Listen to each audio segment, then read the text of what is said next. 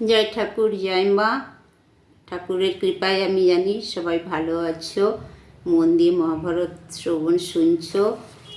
অনেকেই like comment করে যে আমার সঙ্গে আছো, আমি জানি। আমার ভীষণ ভালো লাগে যে কেউ একটু হলেও শুনছো। আমার তো ভীষণ আনন্দ লাগে এটা আমাকে পাঠ করে, আর সবাই আমাকে শুনছো, এতে আমি ভীষণ খুশি। তো আমরা এখন যতুগৃহ দাহ কালকে তো সব দেখে নিয়েছিলাম, ওরা ওখানে পৌঁছে গেছে। এরপরে কিভাবে আগুনটা লাগবে বা কে লাগাবে, আজকে ওই গল্পটা পড়বো। যারা আমার চ্যানেলে নতুন, সাবস্ক্রাইব করে লাইক করে সঙ্গে থেকো, তোমরাও আনন্দ নিও। জয় ঠাকুর, জয় মা। হেনমতে তথায় রহিল 6 জন, মৃগয়া করিয়া ভ্রমে বন উপবন। বৎসরেক যতুগৃহে করিল নিবাস, পুরোচন জানিল যে হইল বিশ্বাস। আচ্ছা, ওরা 1 বছর ওখানে ছিল। পুরোচন ভাবলো যে এরা আমাকে বিশ্বাস করে নিয়েছে, পুরোচনও ওদেরকে বিশ্বাস করলো। পুরোচন মন বুঝি ধর্মের নন্দন, ভাইগণে আনিয়া বলেন ততক্ষণ। আমার সভা বিশ্বাস জানিল পুরোচন, সাবধান হইয়া থাকিবে 6 জন। আজি রাত্রে অগ্নি দিবে বুঝি পুরোচন, বিদুরের কথা ভাই চিন্ত এখন। ওরাও তো পুরোচনকে লক্ষ্য করছে। তো এবারে যুধিষ্ঠির বলছে যে এখন আমার মন বলছে যে বিদুরের কথা স্মরণ করো, আজকে রাত্রেই মনে হয় রাত্রি, যে রাত্রিতে পুরোচন আগুন দেবে। ভীম বলে দিবসে করিতে নারী বল, রাত্রি হইলে পাবে দুষ্ট আপনার ফল। ভীম বলছে আচ্ছা দিনটা যাক, আমি রাত্রিকে দুষ্টকে দিব ফল। কুন্তী দেবী শুনিয়া বলেন পুত্রগণে, পালাইয়া কোথায় ভ্রমিবে বনে বনে। ভালো মতো করি আজি ব্রাহ্মণ ভোজন, ক্ষুদিত বিপ্রেরে তোষ দিহা বহু ধন। জননীর আজ্ঞায় আনিল দ্বিজগণ, কুন্তী দেবী করাইল ব্রাহ্মণ ভোজন। কুন্তী দেবী বলছে এখনো যখন আমার কাছে সহায় আছে, ব্রাহ্মণ বা বিপ্রদেরকে কিছু খাওয়াও, দান করো। এরপরে কোথায় বনে বনে আমরা ঘুরবো। ভোজন করিয়া দ্বিজ গেল সর্বজন, অন্ন হেতু আইল যতেক দুঃখী গণ। পঞ্চপুত্র সহ এক নিষাদ রমণী, অন্ন হেতু এলো যথা কুন্তী ঠাকুরানী। শুধু যে ব্রাহ্মণরা এসেছে তা নয়, খিদের চোটে সবাই এসেছে। এবার লাস্টে কে এসছে, একটা নিষাদ রমণী এসছে 5টা ছেলের সঙ্গে কুন্তী দেবীর কাছে। পুত্রগণে দেখি কুন্তী জিজ্ঞাসেন তায়, আপন দুঃখের কথা নিষেধি জানায়। এবার নিষাদ রমণী কুন্তী দেবীকে তার দুঃখের কথা শোনাচ্ছে। তার দুঃখে হইলেন কুন্তী দুঃখান্বিতা, তথায় রহিল সুখে নিষাদ বনিতা। দিনকরস্ত গেল নিশা প্রবেশিল, যথাস্থানে সর্বলোক শয়ন করিল। নিষাদের দুঃখে কুন্তী দেবী এত দুঃখ পেয়েছিল যে সে পুরো দিন ওখানে ছিল, আর রাত্রি হতে ওখানে শুয়ে ঘুমিয়েও গেছে। পরিবার সহ গৃহে শোয়ে পুরোচন, কত রাত্রে হইল নিদ্রায় অচেতন।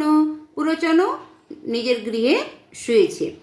বৃকোদরে আজ্ঞা দেন ধর্মের নন্দন, পুরোচন দ্বারে অগ্নিদেহ ঐক্ষণ। যে পুরোচনের গৃহে গিয়ে এক্ষুনি আগুন দাও। কাকে? বৃকোদরকে আজ্ঞা দিল। অগ্নি দিয়া মাতৃ সহ গর্তে প্রবেশিল, তদন্তরে যতুগৃহে বৃকোদর পুরোচনে দ্বারে অগ্নি দিল। অগ্নি দিয়া মাতৃ সহ গর্তে প্রবেশিল, তদন্তরে যতুগৃহে দিয়া হুতাসন। সুড়ঙ্গে প্রবেশ কইল পবন নন্দন। এবারে পুরোচনের গৃহে আগুন দিল, অগ্নি দিল, তারপর হুতাসন কোথায় লাগালো? যতুগৃহে লাগালো। তার আগে ভাই এবং কুন্তী দেবীকে গর্তে পাঠিয়ে দিল। শেষে হুতাসন যতুগৃহে দিয়ে ভীম ও বৃকোদরও ওই গর্তে ঢুকে গেল। সুড়ঙ্গ প্রবেশেও কইল পবন নন্দন, মাতৃসহ পঞ্চ ভাই অতি শীঘ্র চলে, হেথা যতুগৃহ ব্যাপ্ত হইল অনলে।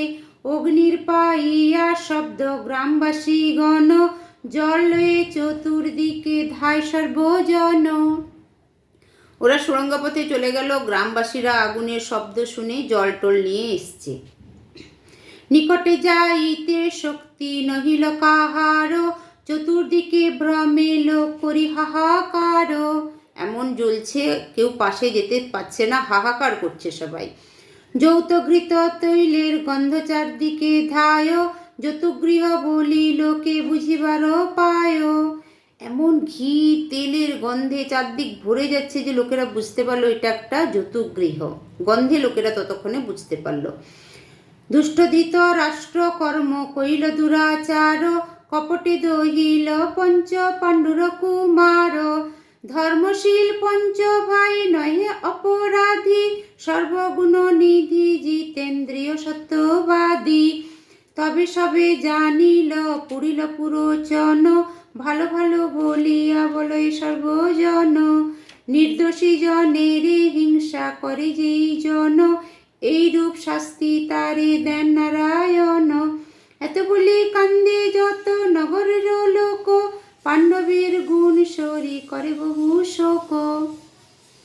লোকেরা বুঝে গেল যে এই যতুগৃহ বানিয়েছে দুষ্ট ধৃতরাষ্ট্র, এদেরকে মারার জন্য লোকেরা খুব হাহাকার করে কাঁদতে শুরু করলো যে এত ভালো লোকেরা, মানে পাণ্ডবরা এত ভালো, তারা মরে গেল। আর ওরা এটাকেতেও খুশি হলো যে পুরোচনও মরেছে, চলো দুষ্টু লোকটাও মরেছে।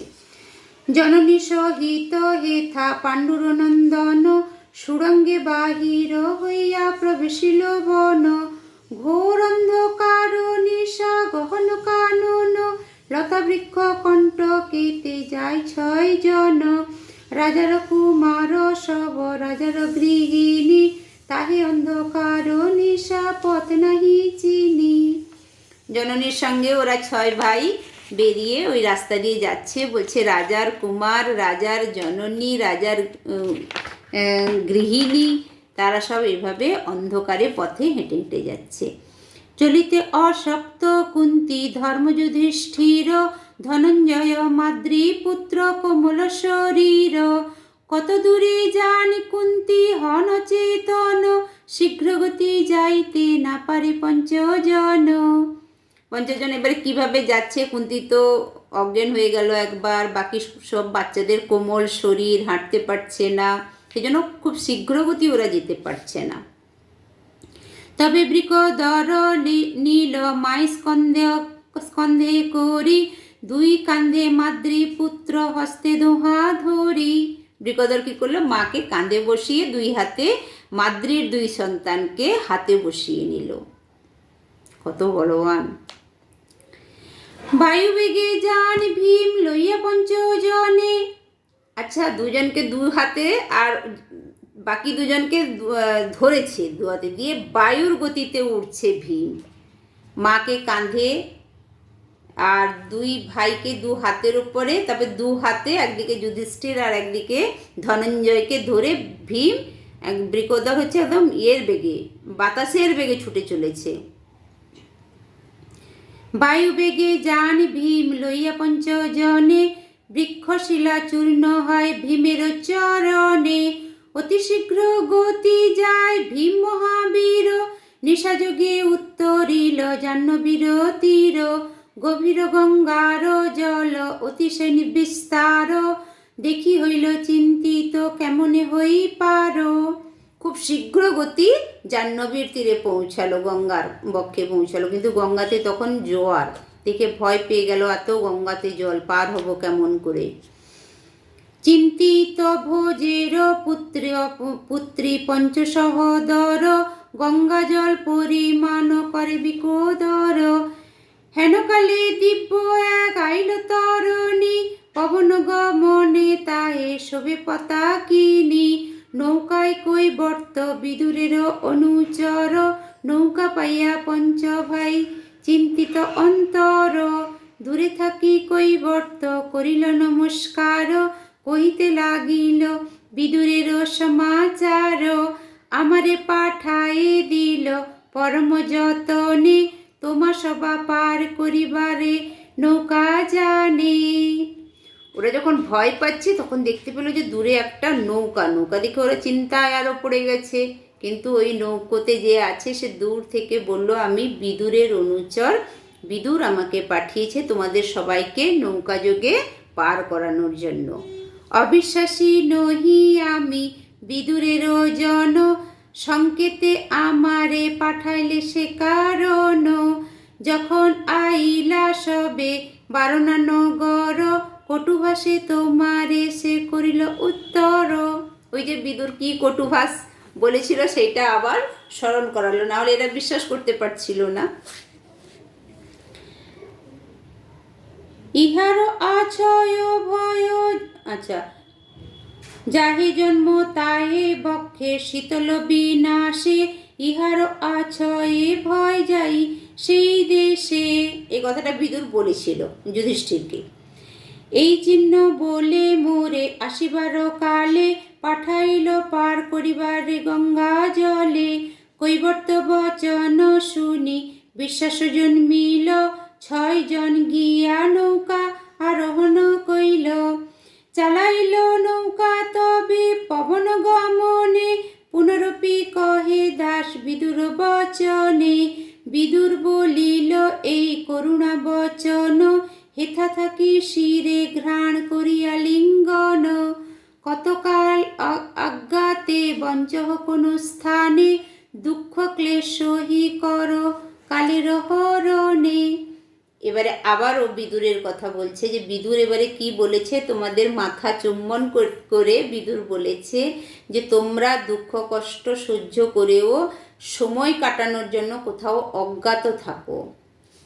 এই কথা কহিতে হইয়া গঙ্গা পার, কুলে উঠিলেন সবে পাণ্ডুর কুমার। বলেন কৈবর্ত প্রতি ধর্মের নন্দন, বিদুরে কহিবা গিয়া এই নিবেদন। বিষম প্রমাদ হইতে হইলাম পার, তোমা হইতে পাণ্ডবের বন্ধু নাহি আর। বলল বিদুরকে গিয়ে বলবে যে তুমি ছিলে বলেই বিষম ঘোর সংকটেও আমরা উদ্ধার পেলাম, তোমার মতন বন্ধু আর কেউ নাই। বিদুরকে গিয়ে এটা বলবে। পাণ্ডবরা বলল, তোমার উপায় হয়তো রহিল জীবন, পুনঃভাগ্য হইলে হইবে দর্শন। তোমার কারণে আমরা এখন পুনর্জীবন পেয়েছি, ভাগ্যে যদি লেখা থাকে তাহলে আবার দেখা হবে। এত বলি কৈবর্তরে করিল মেলানি, বনেতে প্রবেশ কইল প্রভাত রজনী। গঙ্গার দক্ষিণে যান কুন্তির নন্দন, বাহিয়া নৌকা দাস কইল উত্তর গমন। নৌকা পার করে দিল। এবারে ওরা চলল সব দক্ষিণ দিকে, আর নৌকা উত্তর দিকে চলতে শুরু করলো। এটাও পুরোটা পড়লে অনেকটা হয়ে যাবে। কালকে ওরা কোথায় পড়লো, কিভাবে পৌঁছালো কোথায়, বাকিটা কালকে পড়বো। আজকে এতটা বেশি লম্বা করে লাভ নেই, আজকে এতটাই। জয় ঠাকুর, জয় মা। সবাই মন দিয়ে শোনো, মহাভারতের কথা অমৃতের সমান, অমৃতের ভাগই তোমরাও একটু পাও। জয় ঠাকুর।